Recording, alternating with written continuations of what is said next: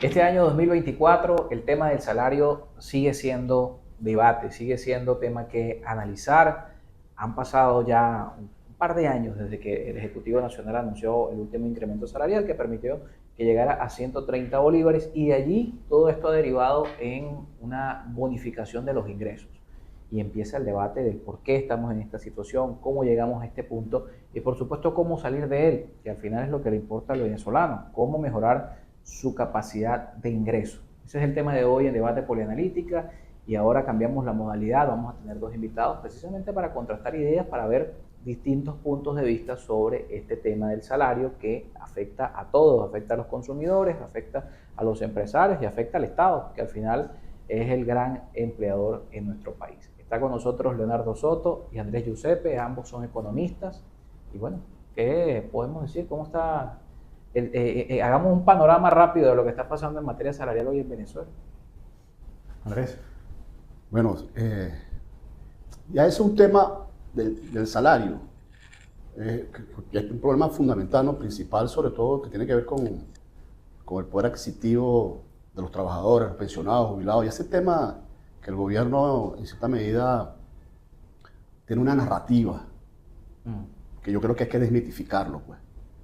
Ya que si tenemos 2 años que no aumenta el salario mínimo, el pago de las bonificaciones que lejos de beneficiar a los trabajadores, más bien lo que hubo una involución.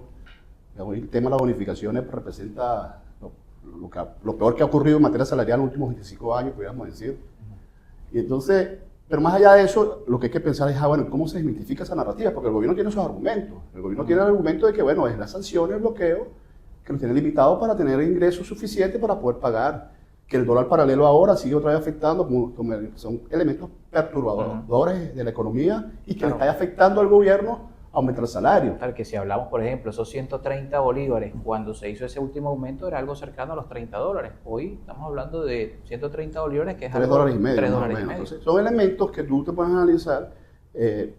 Tienes que montarte sobre, bueno, superar ese discurso, porque pareciera que como que tú no tienes condiciones o la gestión, la capacidad de gestionar la economía en su dinámica es adaptativa, que es la economía como es realmente, una economía que emerge y se va adaptando a las circunstancias, y sobre las circunstancias tú vas definiendo políticas y estrategias para solucionar, superar esas dificultades y sobre todo enfocar la economía en crecimiento económico permanente.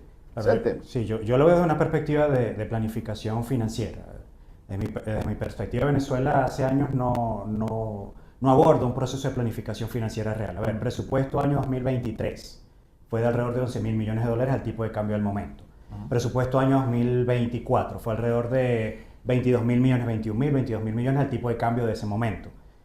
Para el momento del anuncio del presupuesto del 2024, la ciudadana Elsie Rodríguez anunció que inclusive el 70-77% de ese presupuesto iba destinado a inversión social. Inversión social que traducido al idioma como los representantes del Poder Ejecutivo lo anuncian, son transferencias corrientes, es decir, gasto directo a generar consumo, es decir, no inversión de capital, que es la generación de activos que se conviertan en patrimonio neto para la nación. Entonces, oye, si sacamos una cuenta sencilla, vamos a poner números hipotéticos, o importante esto, 3 millones en promedio de nómina pública. Hay quienes dicen que es más, que es menos, hipotético. 3 millones versus un monto relativo mensual de $300 mensuales para esa nómina pública de 3 millones, estamos hablando de 900 millones de dólares al mes.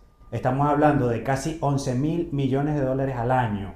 Esto sin contar que un aumento salarial ajustado a escalas que se definen por colegios profesionales, por gremios profesionales, no ocupa solo los 300, sino hay escalas claro, que esas escalas pueden subir a 700, 800. Mira, si tú sacas esa cuenta en frío en comparación con el presupuesto que en su momento para el 2024 fue de 22.000 millones de dólares, 22.000, tú dices, oye, el gobierno en su planificación y la discrecionalidad presupuestaria que existe actualmente, más allá de como bien lo dice el colega, el tema de la narrativa basado en aspectos de sanción, que sí ha tenido incidencia en la posibilidad de que Venezuela tenga un flujo de caja dinámico, es un tema que se viene generando inclusive desde el año 2010, estando aún vivo el presidente Chávez, se viene generando desde el año 2007, aún en periodo de bonanza petrolera, porque el gasto siempre ha sido excesivo y la planificación de una inversión recurrente a fortalecer infraestructura y bienes de capital todo lo que eso puede implicar, en mi perspectiva, ha sido muy pobre o ha sido realmente visto desde el corto plazo. Ahí es donde hay una incidencia en que la plataforma del gasto se asoció a una renta petrolera que históricamente siempre varía. Siempre hay picos altos, hay picos bajos, como el que estamos viviendo. Y que es una variación que no depende incluso a veces de factores internos, depende de factores externos. La variación del precio del petróleo responde a variables distintas, incluso a las que Venezuela puede controlar. Claro, el tema aquí también está, y es donde viene el hecho de cuándo haces las cosas, por qué haces las cosas, y cuándo van a tener un resultado real sobre lo que se espera, que es precisamente la economía de calle. Se está promoviendo o se está estimulando el tema de las exportaciones no tradicionales. Lo aplaudo, maravilloso. Hay leyes que se están promulgando o promoviendo para ese fin. Ahora, ¿en cuánto tiempo se va a crear una infraestructura que permita, por ejemplo, al productor local generar esa afluencia de mercancías, de materias primas hacia afuera, que permita un afluente de ingresos adicional a la renta petrolera, y cómo eso se planifica en un presupuesto, por ejemplo, para el 2025, que ya debería estar siendo discutido, estudiado, y que hasta ahora a nivel económico pudiese existir todavía opacidad con relación a ese tema? Es decir, hay muchos factores que desde el punto de vista salarial, por flujo de caja y por planificación financiera no realizada a tiempo, pudiese afectar esa posibilidad de un incremento de salario real basado en lo que está en la ley y no en las dichosas bonificaciones, que es lo que hasta ahora está sobre la mesa. Que ese tema de las bonificaciones tiene sus cuestionamientos, pero al final ha sido, por lo menos, le ha permitido al venezolano en el día tener dinero en el bolsillo. No está a favor o no ayuda con el tema de las prestaciones sociales, no ayuda con vacaciones, no ayuda con utilidades, pero por lo menos en el día a día ha significado una mejoría, y sin embargo es una política que es cuestionada hoy. No es mejoría. Si tú te pones a analizar realmente las bonificaciones y el salario mínimo ese de $3.50 no representa ni siquiera la cuarta parte de lo que establece el artículo 91 de la Constitución, que es una canasta, una ingreso suficiente para cubrir la canasta, lo mínimo, que es lo mínimo de su sobrevivencia, subsistencia, que está establecido constitucionalmente. Es un elemento que tú no puedes obviar. El cumplir eso simplemente le está garantizando a la población vivir una calidad de vida mala, tener ingresos y sobre todo sumirlo en cualquier momento, entrando y saliendo de la pobreza cada cierto tiempo. El gobierno determina cuándo lo aumenta, cuándo no. Eso no puede ser, es una dinámica económica. Y entran factores industriales, factores empresariales, factores laborales, factores, es decir, tienen que ponerse de acuerdo para manejar las distintas variables que inciden, sobre todo en la pérdida de poder adquisitivo de los trabajadores. Estamos hablando que hay por lo menos 7 factores que inciden directamente en el poder adquisitivo del trabajador. 7 elementos. Por lo tanto, es compleja la situación laboral en el país, no es lineal. Pues bueno, es un tema financiero, dame más dinero. No, no es un problema de dinero, es un problema de estructura, es un problema de actores, de voluntad política. Hasta de leyes, hay un problema de leyes. Hay no, es que las leyes están para cumplirlas. Claro, pero hay quienes plantean que no es posible, no es sostenible un aumento sin una modificación de la ley. No, eso es un error. O sea, la ley de trabajo, mira, es posible. Lo que tienes que buscar un mecanismo, cómo te adaptas tú y los actores respetan esos acuerdos, como ocurre en otros países del mundo. No, el temor es que se aumente el salario, entonces va a generar inflación. Bueno, ahorita tenemos una inflación cayendo y un crecimiento económico andando, pero eso no es suficiente, eso no te garantiza que hay un nivel de inclusión laboral y social. Por el contrario, estás creciendo, estás mejorando el tema del control de la inflación, pero estás generando niveles de desigualdad cuando no aumentas salario. Todo crecimiento económico tiene que venir acompañado, crecimiento también de la calidad de los trabajadores. Esos son elementos que tú tienes que considerar. Si hay un tipo de cambio que se está ajustando permanentemente, entonces tú tienes que considerar que es un factor que incide el poder adquisitivo, por lo tanto tienes que ajustar el salario. Si te aumenta incluso el PIB, cuando hay crecimiento económico, bueno, entonces cuando hay crecimiento económico todo se lo vas a los empresarios y el Estado cobrando impuestos y no le vas a aumentar el salario a los trabajadores como lo ofreciste cuando estabas en tiempo de crisis. Es decir, es multidimensional el tema del salario, no es sencillo, es muy complejo, por lo tanto, aquí tienes elementos que tienen que, incluso el tema de la economía monetaria, la relación liquidez-reserva internacional, y tienes que mejorarlo. Hoy día eso tú no analizas, prácticamente 1% representa lo que se llama la relación liquidez monetaria, reserva internacionales, cuando el promedio mundial te dice que eso ya está en una relación de 5 puntos, mínimo. Hay países que tienen una relación de 10 puntos, pero eso es un punto con respecto al Producto Interno Bruto. ¿Qué pasa con eso? Una economía que tiene una política monetaria que no te permite generar créditos para el consumo, para el estímulo de la producción nacional, tiene restringido a la economía de bolívares, y entonces cuando tú te puedes analizar, eso también te afecta el poder adquisitivo, porque no estimula la posibilidad de la productividad que necesitamos estimular a lo interno, no es estimulando inversiones extranjeras que se financian a través de la renta petrolera, que se financian a través del ingreso petrolero. Entonces tú eres un empresario si te doy los dólares para que vengas a traer mercancía china, mercancía hindú, mercancía de cualquier país, cuando tú tienes que aprovechar los recursos que tenemos en Venezuela, que tenemos bastantes recursos energéticos, recursos humanos formados, tenemos una infraestructura instalada, tenemos una tecnología incipiente, pero tenemos tecnología para sacar este país adelante. Eso es una economía adaptativa a las circunstancias, indistintamente del bloqueo, indistintamente de las sanciones, indistintamente del dólar paralelo. Entonces tienes que poner ahí un pool de economistas que sepan del tema a resolver un tema de planificación económica centralizada con apoyo de los empresarios y con los trabajadores ganando bien. Coincide con lo que sí, falta de planificación. Yo realmente considero, lo he dicho antes y lo reafirmo, la Ley Orgánica del Trabajo tiene que modificarse.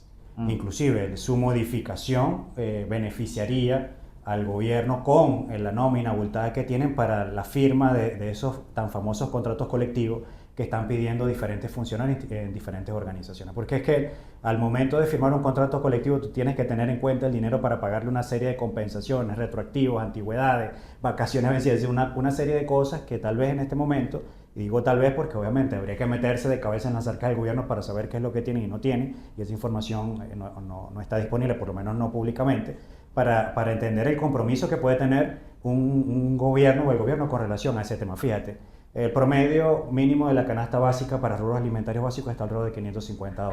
La canasta para productos alimentarios más algunos servicios complementarios está alrededor de los $1.100 según el Sendas. Nuestra empresa Integral Consultores Group estimó que para una familia de 4 personas con un compendio de gastos complementarios para una vida digna estaba alrededor de $2.260 mensuales. Carlos, cuando yo hice este anuncio en redes sociales, la cantidad de personas indignadas que escribieron diciendo que era un monto absurdo, ahí es cuando tú te das cuenta el daño que se le ha hecho a la sociedad, que inclusive han perdido la visión de calidad de vida con una relación escalable. Es decir, no solamente se trata de tener dinero para comer, no solamente se trata de dinero para el ocio, para pagar servicios. Uno trabaja para generar patrimonio, para comprar activos, una casa, claro, un vehículo, ahorrar, hacer inversiones complejas. Actualmente el venezolano está en capacidad de eso o solamente está pensando en lo que ocupa el día a día, que es precisamente el resolver lo que tenga que resolver y mañana repetir el ciclo infinitamente. En un ingreso que por lo menos les garantice eso, el resolver la cotidianidad. Pero dijiste algo clave, es decir, $130 en bonificación compran más que los 3.5 claro, dólares de ley. Está bien, estamos claros, eso es una realidad. Ahora, que exista actualmente un consumo dinámico, entre comillas, en algunos sectores también tiene que ver con el dinero que está entrando al país producto de remesa, que en el caso de nuestra empresa estamos estimando unos 120 millones de dólares mensuales en un escenario modesto, muy modesto y conservador. Hay otras firmas y profesionales que dicen que inclusive está alrededor de los 5.000 millones de dólares anuales, que es un monto significativo para una economía de consumo directo. Entonces el salario en Venezuela va a seguir siendo debate hoy y mañana, desde mi perspectiva sí, porque particularmente, más allá del tema sanciones, que repito, sí afectan la posibilidad de un flujo de caja dinámico, la planificación financiera estructurada, bien proyectada y bien construida, particularmente creo que no se ha hecho hace mucho tiempo y creo que aún no se está haciendo. Llegamos a este punto en un país que cayó sus ingresos de 3 millones de barriles, que fue nuestro pico, a producir 300.000 barriles, algo cercano, estuvo en torno el peor momento de nuestra industria llegó a 300.000 barriles. Hoy no estamos en el país de los 300.000 barriles, no estamos en el país del 1,5 millones, de 2 millones, estamos en un país que está rondando el 1.000.000 de barriles, pero es un país que todavía no le da, a pesar de que, bueno, si nos vamos a los 300.000, estamos hablando que producimos 3 veces lo que estábamos produciendo en ese momento, pero no significa que se aumentó el ingreso del venezolano por 3 veces. Es así, bueno, eso es parte de lo que te estoy diciendo, ¿no? Todo ha mejorado, ha crecido la economía. Menos el salario. Menos el salario. O sea, allí necesariamente, nosotros lo hemos insistido, ¿no? Hay que aplicar un plan de mejoramiento o de recuperación del salario. Es un plan del gobierno, donde participan todos los actores, que tiene que ser a corto y mediano plazo. Claro, no puedes aumentar de una vez de 130 el ingreso mínimo integral a $600, evidentemente. Pero sí se podría, por ejemplo, le consulto a ambos, se podría, por ejemplo, llevar el salario, lo que está hoy en bono, llevarlo a salario. Es decir, que pongamos de base $130 de salario, no de bono. Sí, bueno, entonces, pero más allá de eso, claro, eso hay que analizar, hay que hacer las simulaciones, los escenarios, los que manejan la finanza, los empresarios. Eso es un acuerdo que tú no lo puedes determinar, mira, arbitrariamente. Esos son acuerdos. De mi perspectiva, tiene que venir aumentando, pero progresivamente. En 3 meses aumenta 25%, en 3 meses más 25%, así hasta Pero en que... función de los 130 bolívares. No, 25% de los estamos 3 hablando que hay un ingreso mínimo. Mira, hay una realidad política en Venezuela y el gobierno Claro, hoy día pero- está montado en querer cambiar las leyes laborales que benefician a los trabajadores. Eso es prácticamente una línea oficial. Porque si fuera lo contrario, defendiera a capa y espada en los beneficios trabajadores y de hace años se hubiese ajustado el salario como está establecido en la Constitución. Evidentemente que la política aquí es como que modificar todo eso que hizo Hugo Chávez Frías, bueno, para buscar estar bien con los empresarios y bueno, garantizar algo. Pero mientras pasa ese tiempo de debate, se ponen de acuerdo, bueno, el trabajador sigue ganando mal, tiene una calidad de vida, la migración sigue aumentando y mucha gente sigue muriéndose porque no tiene un insumo suficiente para atender una necesidad de enfermedad de urgencia. Entonces son elementos que eso hay que analizarlo desde esta perspectiva. Un plan de recuperación tiene que ser inmediato, bueno, un consenso, vamos con el 25% del ingreso mínimo integral ese. Y después tú verás quién trabaja, qué empresario con incentivos, porque el gobierno tiene que, juro, para que medidas de incentivos a los empresarios. Claro. Estimular el crédito e incluso cobrarle menos impuestos a aquellos empresarios que paguen más salario. Es decir, es una política integral, no puede ser algo lineal. Bueno, aumenta el salario y se acabaron los problemas del país. No. Claro. Porque que ya lo vivimos incluso. Claro, llegamos a una 2017. época, exactamente, en 2017 el gobierno aumentaba el salario. Pero hay una guerra económica allí entre empresarios y el gobierno. Hoy día son aliados. Hoy día vemos Fede Cámaras gozando allí, sentados con el gobierno, y tristemente, se financia esa gestión, ese acuerdo político, esa paz, esa estabilidad económica que tenemos, ese crecimiento, esa baja de la inflación. Bueno, ¿gracias a qué? La misma falla estructural, dame los dólares del petróleo. Antes vendía 300.000 barriles diarios, ahora vende 970.000 barriles diarios más o menos de petróleo. Bueno, el 80% de lo que ingresa en el país de petróleo lo liquidas a los empresarios importadores. Dime a quién tú estás beneficiando, dime a qué economía se beneficia, pero eres incapaz de sacar un porcentaje ahí para pagar mayor salario, beneficio a los trabajadores o para estimular que haya empresarios que aumenten su producción nacional, no importadores de oficio, nacional, para que puedan ellos, a través de la multiplicación del capital, de la venta diaria, puedan tener más ingresos para pagar mejores salarios. Es decir, la política, evidentemente, laboral, industrial, comercial, está desligada totalmente de la necesidad del trabajador. Es decir, hay una suerte de alianza entre empresarios y gobierno. A ver, política gubernamental que yo, repito, siempre he comentado, existe una política asociada estrictamente al gasto. Y el gasto, como bien lo dice el colega, es bien cruel porque se va hacia el nicho que más me convenga o momentáneamente para generar una suerte de abastecimiento, de relativa normalidad, pero en esa necesidad de invertir estructuralmente y también como lo dice el colega, atendiendo a la pregunta que hiciste, colocar sobre la mesa los $130 como salario según lo que establece la ley e irlo haciendo de forma escalonada. ¿Sería posible en las actuales circunstancias de Venezuela? Como bien lo dice el colega, solo bajo un consenso, porque tú tienes que ir por sectores. Claro. Por si tú dices, como una base, esos $130, te van a caer encima todos los gremios de trabajadores y te van a decir, ok, dame esos 130 y todo lo que viene con esos 130 y no vas a tener en lo inmediato. Claro, que vienen las vacaciones, vienen las utilidades, claro. viene una serie de... Claro, entonces, a ver, estamos alrededor de 920.000 barriles por día, con una caída significativa en septiembre por el tema del apagón. Estamos todavía vendiendo petróleo con descuento, una cesta OPEP alrededor de 75, 78, 82,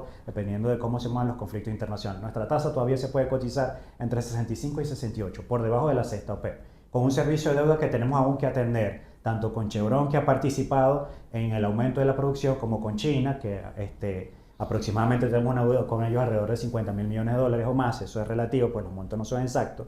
Adicional a eso, por ejemplo, Estados Unidos le otorga una licencia y permiso a la empresa ConocoPhillips para que participen en actividades petroleras venezolanas, pero con la condición de que todo lo que salga primero va a ser para el pago de servicio de deuda. Mira, tenemos nosotros para poder garantizar un flujo de caja que permita esa holgura financiera y el poner sobre la mesa un incremento de salario basado fundamentalmente en ese ingreso petrolero, tenemos que estar alrededor del 1.500.000 barriles.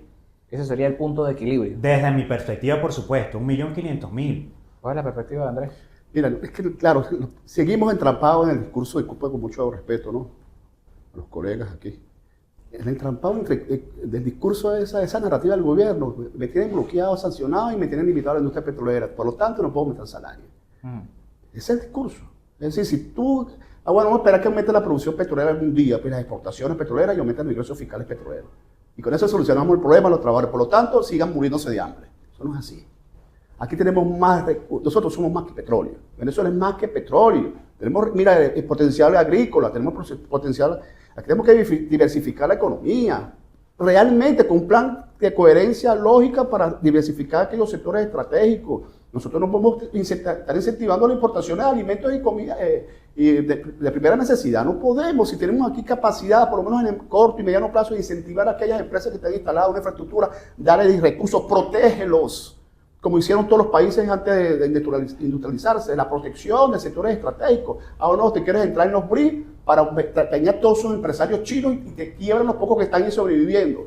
Es decir, es una política que, basada en el petróleo, nos ha hecho daño. Eso es el discurso histórico de los analistas económicos. Yo creo que... tenemos que dejar de circular sobre el petróleo Claro, y dejar de hermano, esperar esa es una dinámica, ese es un ingreso que te entra, pero tú tienes que, basado en lo que tenemos, ese potencial que tenemos en Venezuela, determinar, bueno, el ritmo de crecimiento económico, la productividad nacional, con la estabilidad macroeconómica, pero también tienes que colocar en la política salarial. Son tres elementos para poder garantizar, en primer lugar, lo que debe garantizarse, que es la Constitución, porque esa es la ley madre que rige el comportamiento de todos los actores económicos, del gobierno, los empresarios, los trabajadores. Entonces, fíjate que son 4 elementos. Estabilidad macroeconómica, que se está garantizando ahí porque está disminuyendo la inflación, hay un crecimiento del PIB, pero no está recibiendo beneficios a los trabajadores, por lo tanto sigue la miseria, sigue el tema de la desigualdad. Y la gente de a pie no siente que haya un crecimiento económico. Eso estimulando la productividad de sectores estratégicos que tú puedes aquí, el sector agrícola, aquí hay un nivel de abastecimiento de productos rubros agrícolas importante. Bueno, pero vamos a pasar de vender plátano o mango y vamos a procesarlo, vamos a generar productos que te generen empleo. Eso se puede hacer en corto y mediano plazo con incentivos del Estado. Pero no puede ser que el 80% de los ingresos petroleros, que es una fuente de apalancamiento histórica y importante, con 920.000 o 250.000 barriles que está produciendo, tú tienes que apalancar el sector productivo nacional. No, le estás dando los 80% de los dólares que entran. Por ejemplo, este año llevan como 4.200 millones de dólares que le ha dado el Estado a los importadores. Y nada más, las reservas internacionales nada más aumentaron 800 millones nada más. Es decir, casi el 85% de lo que ingresa en petróleo se lo va a dar para importadores de oficio. Dime qué economía estás desarrollando tú, ¿a quién estás incentivando? ¿Dónde estás generando tu empleo? ¿Aquí o en China? Es decir, que es un error el tema de las mesas de cambio. A ver, mira, del dicho al hecho hay un trecho, ¿no? Segundo lo que dice el colega. Estructuralmente hay que ir cumpliendo etapas. ¿Qué es lo que le genera al país mayor cantidad de ingresos en lo inmediato para satisfacer la urgencia que tiene en cuanto a esta estabilidad salarial? Como bien nos dijo también el colega, petróleo como fuente primordial de apalancamiento. Ojo, el presidente de la Cámara de Comercio de la Vela de Coro, en el estado Falcón, hace un par de meses, en agosto de hecho, indicó que Venezuela aumentó sus exportaciones en 60,22%, si no me equivoco la cifra exacta, de productos como queso, algunos productos agrícolas, carbón, entre otros, a las islas del Caribe, Aruba, Curazao y Bonaire. Ya por ahí tienes un indicador de que el sector se está moviendo en una dinámica diferente, o bien por una planificación orgánica interna, o bien porque políticas de gobierno estén impulsando que eso ocurra. Ok, pero ¿cuánto tiempo me voy a tardar yo en fortalecer per se, con infraestructura, condiciones, servicios, todo el aparato agroindustrial venezolano, que es amplio en espacio, pero que hoy está muy disminuido precisamente por vías de acceso no apropiadas, falla en los servicios básicos, financiamiento, seguridad ciudadana, el tema de la seguridad ciudadana cerca de la frontera con Colombia, eso es crucial atenderlo. Entonces, sí, el tema de salir de... Ninguna de las dos vías son cortas, ni estructurar todo lo que dice Andrés, ni esperar que la producción yo estoy de acuerdo con el colega al momento de que dice hay que diversificar la economía. Claro que sí, yo trabajo directamente con agroproductores en Táchira y en Mérida que me dicen cara a cara cuál es su realidad y me están diciendo nosotros queremos trabajar, queremos producir, pero oye, cuando formalizamos nuestra actividad o cuando vamos a soltar nuestros productos o a buscar un broker que nos ayude a colocar esos productos fuera, o es muy complicado, o no es tan rápido, o la cosecha hay que sacarla rápido porque se puede dañar. Es decir, hay una serie de cosas que estructuralmente aún no están muy bien definidas. Entonces, ¿cuánto tiempo nos toma? Uno, seguir fortaleciendo nuestra actividad de apalancamiento principal, que puede seguir siendo el petróleo un tiempo, lo va a seguir siendo. 2, el tema agroproductor. 3, estructura de exportación. 4, servicios básicos que complementen toda la cadena agroproductiva. Es decir, cada una de esas etapas necesita un tiempo. ¿Hay un plan para eso? Yo escucho discursos de parte de voceros del Poder Ejecutivo que dicen, estamos trabajando en función de eso. Ahora, ¿por qué no funcionó, por ejemplo, y tal vez un ejemplo relativamente aislado, pero por qué no funcionó como se esperaba el programa Emprender Juntos? Porque un emprendedor que inicia con muy poco sale a la calle, a la economía real, y se da cuenta que para poder legalizar una compañía anónima, comprar puntos de venta, alquilar un local, inventario inicial, necesita alrededor de $60,000. ¿De dónde van a salir esos $60,000? Vuelvo con el ejemplo que dice el colega, el crédito, ¿dónde está? Todavía con un encaje legal del 73% y con descuentos relativos que aún todavía no han estructurado bien cómo se van a aplicar para tenencia de ciertas piezas monetarias en la banca, porque entender que disminuir el encaje legal en este momento por debajo del 73% pudiese implicar una corrida financiera importante, especulativa contra el Bolívar y generar un proceso de hiperinflación. Sobre todo en ese momento que estamos haciendo este programa, donde hay una brecha del 20 puntos entre el dólar oficial y el mercado paralelo. Mira, hay acciones a corto plazo y hay acciones a mediano y largo plazo. Ojo, cuando te digo, bueno, vamos a incentivar algunos sectores industriales, no significa que, bueno, mañana, como si fueras a armar un iglú, pues, aquí está la fábrica y ya tienen las máquinas. No, eso son políticas a mediano y largo plazo. Sin embargo, pasa el tiempo y siempre sigue el discurso. Algún día. Bueno, de aquí a un día todos estaremos muertos, así como decía Keynes. En el largo plazo todos se mueren de hambre, hermano. Tú tienes que solucionar los problemas inmediatos. Entonces hay decisiones inmediatas que tienen que ver con el consenso. Tienen casi 2 años decidiendo aumentar el salario, ¿vale? Y si se reúnen el gobierno con los sindicatos patronales que tiene allí, que muchos son diputados, no son alcaldes, ministros, eso, ¿no? Esos son los representantes del sindicato que el gobierno se sienta. Por un lado, el mismo gobierno con su política, bueno, y su narrativa, bueno, estoy bloqueado, sancionado, estoy limitado. Sí, cuando tú vienes a ver, son perturbaciones internas. Que se suman las perturbaciones del dólar paralelo, que es externo, y las perturbaciones de bloqueo y las sanciones. Es decir, cuando viene a ver, el gobierno se monta a accionar sobre el problema y su discurso es problemático, y entonces el discurso no es optimista, no es un discurso para superar la incertidumbre. Entonces tú tienes que buscar en esa dinámica de la economía y su complejidad, ir adaptándote poco a poco. Evidentemente tú aplicas una medida que aumenta el tipo de cambio, tienes que ajustar salario, porque a medida que siguen ocurriendo hechos como tipo de cambio, se va hablando, la inflación está disminuyendo, pero es inflación. La inflación ahorita más o menos está acumulada este año 12%, más o menos, los cálculos. Se estima que puede estar por el orden de 16, 17% y el esperan año. que cierren Pero torno a 17%. Te pregunto, ¿ha aumentado el salario este año 17%? No lo ha aumentado. Entonces, eso significa pérdida de poder adquisitivo.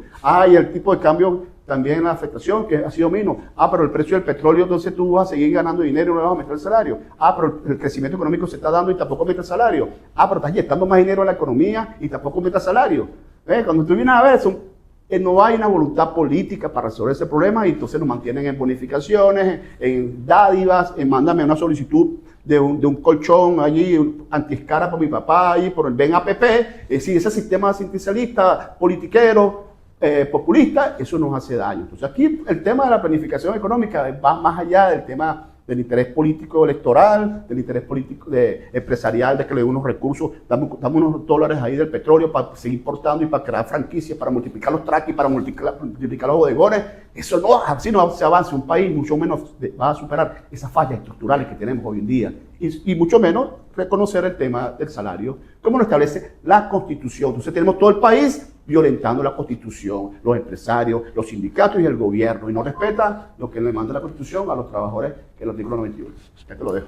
Fíjate, Carlos, fíjate, yo te lo he dicho antes y te lo repito. El tema de la contención del tipo de cambio y esta contención de la inflación con la política, y como bien lo dice el colega, de inyección de divisas a la economía, sea quien tome esos dólares, es artificial, eso es finito, eso es frágil.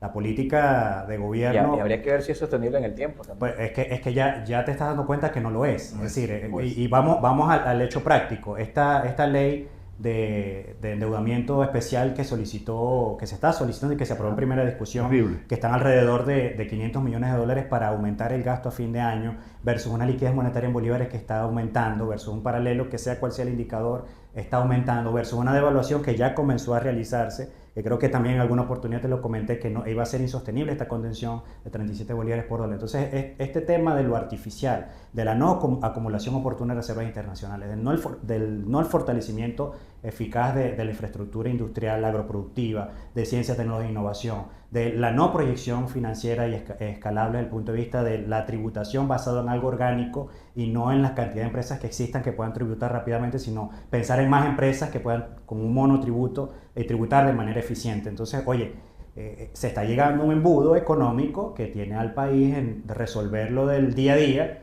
gastar lo que se pueda gastar y mañana vemos cómo hacemos. Una economía de desarrollo que se piensa en crecimiento es de mediano y largo plazo. Y para eso hay que hacer un plan estructurado y no solo depender de un discurso populista que de hecho afecta y disminuye la calidad del ciudadano. Claro, nos toca despedir, lamentablemente se nos acabó el tiempo, se nos fue rapidito aquí conversando sobre este tema tan importante para la ciudadanía que es el tema salarial. Andrés Giuseppe, el economista criollo, nos pueden ubicar en redes sociales con ese usuario en TikTok que por ahí está generando revuelo. Y también Leonardo Soto está en las redes sociales, ¿cuál es el usuario? Leonardo J. Soto G. Que siempre está hablando de temas también que tienen que ver con la actividad comercial, que tienen que ver con cómo estas medidas impactan a los sectores productivos del país. @Polianalítica, nuestra cuenta en las redes sociales, todo este contenido disponible como siempre en nuestro canal de YouTube.